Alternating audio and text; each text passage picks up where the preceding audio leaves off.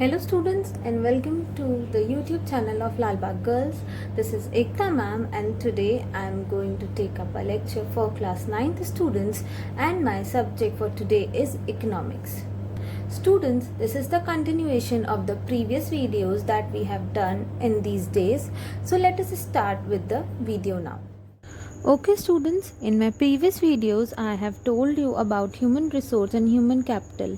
Now in this video we will study about the various factors that influence the quality of human resource in the economy. So the first most important factor is the education. Students, education contributes to the growth of the person and the society also. Education enhances the national income, cultural richness and also increases the efficiency of governance. Previously, no importance was given to the education, but with the time, this view has changed and also led to the changes that are being observed in the literacy rate in the economy nowadays. The second most important factor is the health. Good health is very important. Health of a person helps him to do all the work with his full potential.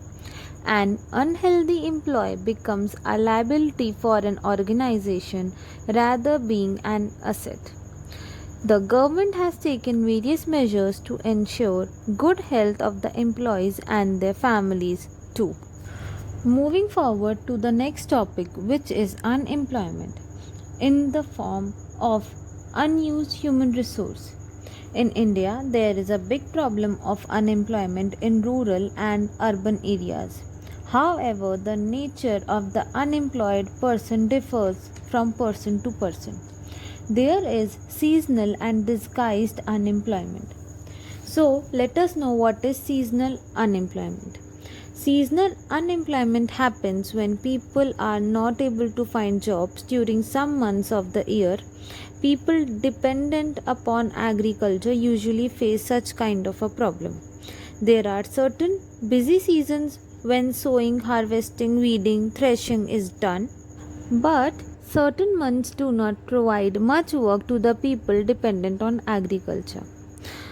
On the other hand, in case of disguised unemployment, people appear to be employed. They have agricultural plot where they find work. This usually happens among family members engaged in agricultural activity. The work requires the service of 5 people but engages 8 people. 3 people are extra. These 3 people also work in the same plot as the 5 people do. The contribution made by the 3 extra people does not add to the contribution made by the 5 people. If 3 people are removed, the productivity of the field will not decline. The field requires the service of 5 people and the 3 extra people are disguised unemployed. Lastly, let us also discuss about the Sarv Shiksha Abhiyan.